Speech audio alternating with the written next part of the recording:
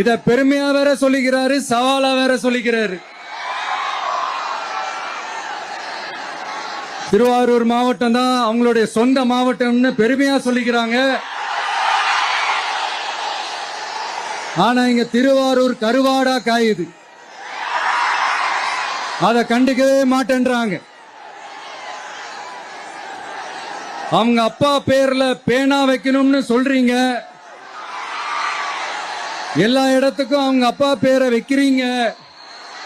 Sorry, உங்க அப்பா பேரை வைக்கிறீங்க. ஆனா உங்க அப்பா பிறந்த இந்த திருவாரூர் மாவட்டத்துல ஒரு அடிப்படை சாலை வசதி கூட சரியா இல்லையா சார்?